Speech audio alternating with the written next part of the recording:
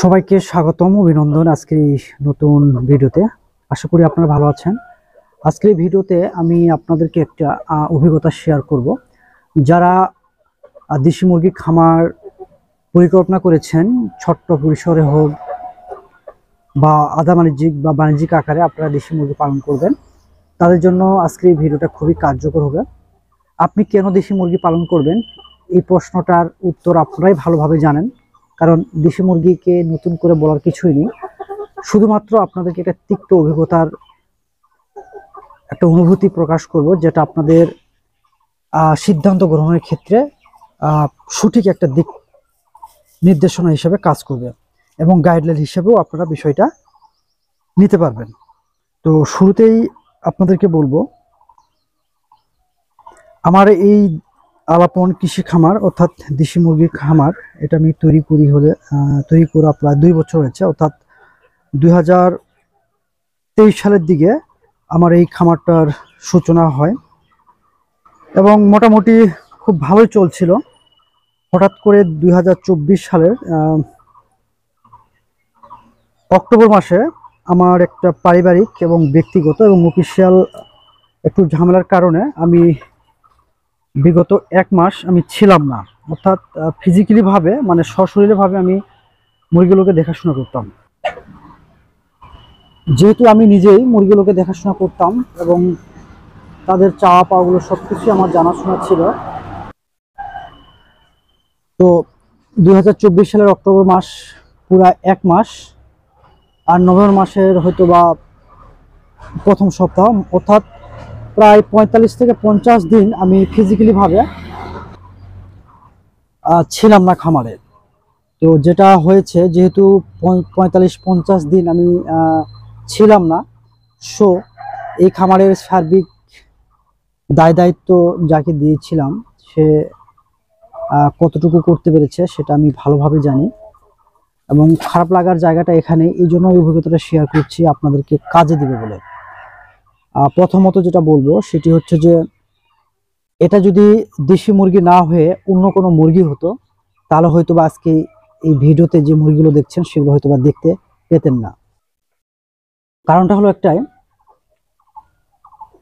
আমি যেহেতু 45 থেকে 50 দিন ছিলাম না, একবারেই টোটালি অনুপস্থিত ছিলাম এই খামারে।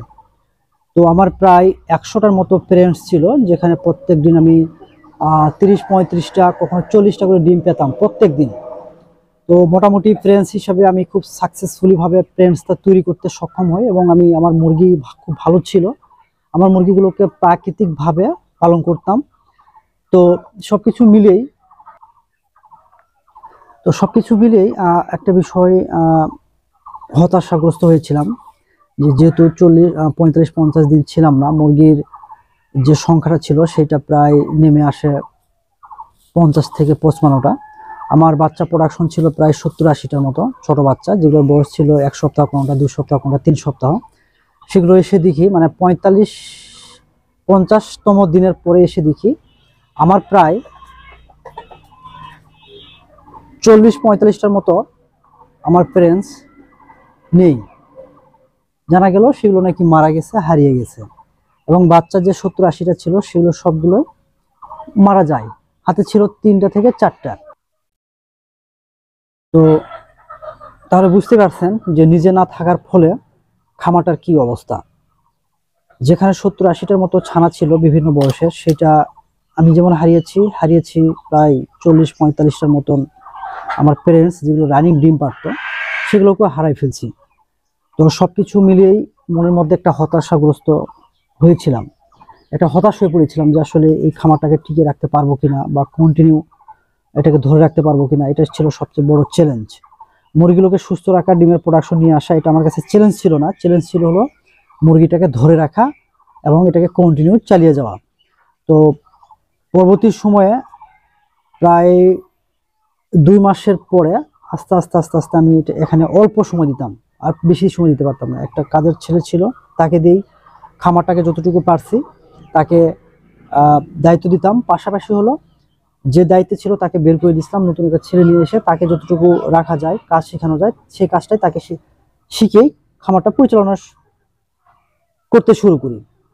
তো দেশি মুরগির খামারটা ছিল বলেই কিন্তু আমি এই খামারটা কিন্তু এখনো আছে, এবং আপনারা যে মুরগিগুলো দেখতে পাচ্ছেন বিভিন্ন বয়সে, এগুলো কিন্তু সবগুলো রানিং ডিম পাড়া মুরগি। এগুলো কিন্তু এখন অনেকটা ভালো আছে, সুস্থ আছে, কিন্তু মনের কষ্টটা কিন্তু এখানে রয়ে গেল। কারণটা হলো এই মুরগির সংখ্যাটা আরো বেড়ে যেত এই কয়েক মাসে, কিন্তু সেটা আর হয়ে উঠলো না। যদি অন্য কোনো মুরগি যদি থাকতো এখানে, বিশেষ করে কমার্শিয়ালি যে মুরগিগুলো, বিশেষ করে সোনালী ব্রয়লার বা ব্রয়লার টাইপের যে মুরগিগুলো, কালার বার্ড বলেন বা বাউ চিকেন বলেন, তো এই সকল মুরগিগুলো যদি থাকতো তাহলে কিন্তু আজকের এই খামারটা পুরোটাই আমি কিন্তু বন্ধ হয়ে থাকতো। কারণটা কি জানেন? কারণ ওইগুলো হচ্ছে ক্লোজ মনিটরিং করতে হয়, ওগুলোর পিছনে সবসময় সময় দিতে হয় এবং লেগে থাকতে হয়। তো সেটা কিন্তু ওই সময় আমার পক্ষে তো সম্ভবই না। উপরন্ত আমার যে সময়টার কথা বলছি, 45-50 দিন যে বাইরে ছিলাম, সেটার বাইরে সময় ম্যানেজ করে ফার্মিংটাকে চালিয়ে যাওয়াটা শো টাফ ছিল আমার জন্য। তো যার কারণে অন্য যদি মুরগি যদি হতো তাহলে হয়তো আমার খামারটা পুরোটাই বন্ধ হয়ে থাকতো আজকে কিন্তু আজকের এই ভিডিওতে আমি মুরগিগুলোকে আপনাদেরকে দেখাতে পারতাম না, কিন্তু দেশি মুরগি হওয়ার কারণে এটা আমার সম্ভব হয়েছে। এখানেই হচ্ছে আমার মূল শেয়ারিং এর জায়গাটা, আপনাদেরকে জানানোর জায়গাটা। কারণটা কি জানেন? এটা মেন কারণটা হচ্ছে, দেখেন এই যে পানির পাত্র দেখেন, এটাকে কিন্তু কখনোই কেউ পরিষ্কার করে না। আমি মাঝে মাঝে আসি, এটা পানির পাত্র সেম ভাবে আজ থেকে 4 মাস আগে যেভাবে ছিল, মানে অক্টোবর, নভেম্বর, ডিসেম্বর, জানুয়ারি, ফেব্রুয়ারি, মার্চ, ফেব্রুয়ারি, মানে 4 মাস আগে যেভাবে খাবারের পানির পাত্রটা আছে সেম ভাবে আছে। এখানে কোনো পানির পাত্র চেঞ্জ হয়নি। এখানে দুইটা রেখে গিয়েছিলাম, এই এখানে খাবারের পাত্রগুলো আছে, এই যে পানির পাত্রগুলো যেভাবে আছে দেখেন, ময়লা দেখছেন, আপনার চেহারা দেখে বুঝতে পারবেন। দেখেন এটা পরিষ্কার করা হয় না, স্পষ্টভাবে বোঝা যাচ্ছে। তো সবকিছু মিলিয়েই দেখা গেল যে যেভাবে 4 মাস আগে যেভাবে ছিল সেম ভাবে খামারটা আছে, এখানে নতুন করে কোনো কিছুই অ্যাড করা হয়নি। তো দেশি মুরগি বলে সম্ভব হয়েছে, কারণ দেশি মুরগিকে আপনি যে পরিবেশে রাখেন, যেখানেই রাখেন, যে খাবারই দেন না কেন, তার কোনো সমস্যা হয় না। দেখেন মুরগিগুলো কিন্তু এখন এখানে আমি রাখছি, হ্যাঁ, মুরগিগুলোকে এখানে আমি রাখি, দেখেন মুরগিগুলো এখানে ভিতরে থাকে, যে যার মতো করে তারা চলাফেরা করে। যার কারণে মুরগিকে, এই যে দেখেন আগে কিন্তু অনেক খাবারের পাত্র ছিল, পানি পাত্র ছিল, এগুলো কিন্তু খুব ডেকোরেটেড ছিল, মানে গোছানো ছিল। আমি যখন ছিলাম খামারে তখন সবকিছুই গোছানো ছিল।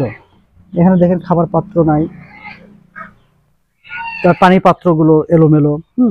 তারপরেও এই খামারটা কিন্তু টিকে আছে শুধুমাত্র দেশি মুরগির খামার বলে। যদি দেশি মুরগির খামার যদি না হতো তাহলে হয়তোবা এই খামারটাকে আমি টিকে রাখতে পারতাম না। তো দেশি মুরগির প্রধান যে বৈশিষ্ট্যটা আমার সবচেয়ে বেশি ভালো লাগছে, এটা হচ্ছে আমার তিক্ত অভিজ্ঞতা। সে 45 থেকে 50তম দিনে মানে সশরীরে না থেকেও খামারটা আজও টিকে আছে। যদিও বা মুরগির সংখ্যাটা অনেকটা কমে গিয়েছে, অনেকটা বিপর্যস্তর মধ্যে আমি পড়ে আছি, তারপরেও খামারটা আমার টিকে আছে। এই টিকে থাকার মেন কারণ হলো দেশি মুরগি। যদি অন্য কোনো মুরগি হতো তাহলে হয়তো বা এটা কখনোই সম্ভব হতো না। কারণ কি, অন্যান্য মুরগিতে আপনাকে ক্লোজ মনিটরিং এর যে বিষয়গুলো, সময় মতো খাবার দেওয়া, টিকা দেওয়া, ওষুধ খাওয়ানো, তারপর হচ্ছে পানির ব্যবস্থা করা, প্রত্যেকদিন পরিষ্কার পরিচ্ছন্ন করা, এই বিষয়গুলো সশরীরে না থাকলে আপনি ওই ব্যবসাটাকে কখনোই রানিং করতে পারবেন না। তো শুধুমাত্র দেশি মুরগি হওয়ার কারণে আমাকে এখানে খাবারের যে বিষয়গুলো, রাখার যে বিষয়গুলো, তারপর হচ্ছে আপনার টিকা বলেন, মেডিসিন বলেন, অন্যান্য যে বিষয়গুলো, সেগুলো কিন্তু আমার কাছে বড় একটা ফ্যাক্টর মনে হয়নি। কারণ এগুলো মুরগিকে আপনি যে পরিবেশে রাখেন না কেন, এদের রোগ প্রতিরোধ ক্ষমতা বেশি হওয়ার কারণে আমার এই জায়গাটা সবচেয়ে বড় একটা বেনিফিট হয়েছে বলে আমার কাছে মনে হয়েছে। কারণ যে কয়েকটা প্যারেন্টস আমার বর্তমানে আছে, সবগুলোই মোটামুটি এখন খুবই ভালো আছে, সুস্থ আছে। তো সবকিছু মিলে আমি এইটুকুই বলবো যে দেশি মুরগির খামারটা যদি কেউ করেন, এই সুবিধাগুলো আপনারা পাবেন। প্রথমত হচ্ছে যে মুরগির থাকার জায়গাটা নিয়ে টেনশন করতে হয় না, যেটা আপনাদেরকে দেখিয়েছি, ভিডিওতে দেখতে পাচ্ছেন। এখানে মুরগিগুলো তার নিজের পরিবেশে ঘুরে বেড়ায় থাকে। তারপর হচ্ছে এদের খাবার দাবারের বিষয়টা কোনো সমস্যা হয় না।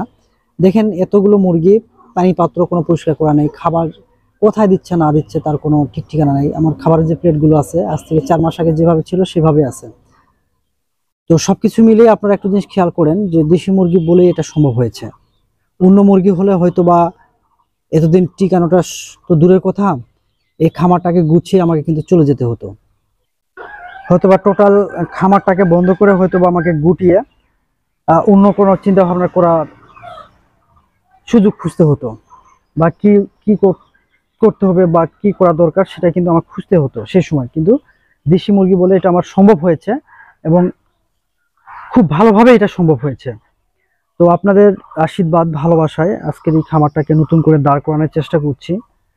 মানুষের জীবনের প্রতিকূল পরিবেশে থাকতেই আপনার সাথে আপনার আর্থিক সক্ষমতার সাথে আপনি সিদ্ধান্ত নেবেন যে মুরগিটাকে আপনি সময় দিতে পারবেন, খাবার দিতে পারবেন, সবকিছু করতে পারবেন, সেই মুরগিকে দিয়ে ভাই আপনি ব্যবসা শুরু করতে পারবেন।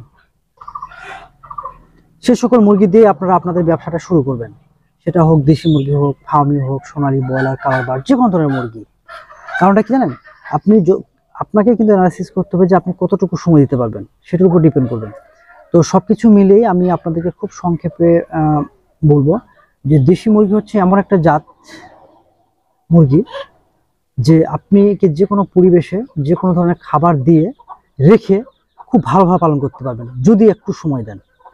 যার প্রমাণ হচ্ছে আমার এই আলাপন কৃষি খামারের এই দেশি মুরগির গুলো। তো যদি আজকে আমি সময় না দিতাম এখন, তাহলে হয়তোবা সেটা হয়তোবা টিকে থাকতো কোনো মতন, কিন্তু এর প্রোডাকশনটা হয়তোবা বাড়ানো যেত না। যেহেতু আমি ছিলাম না এই কয়েকটা মাস, সো প্রোডাকশনটা হয়তোবা বাড়েনি, কিন্তু মুরগিগুলো এখন ভালো আছে, এটুকুই আপনাদেরকে দেখাতে পারি। তো সবকিছু মিলে এই ছোট্ট একটা অভিজ্ঞতা আপনাদের মাঝে শেয়ার করলাম। আপনাদেরকে ধন্যবাদ, পাশে থাকার জন্য।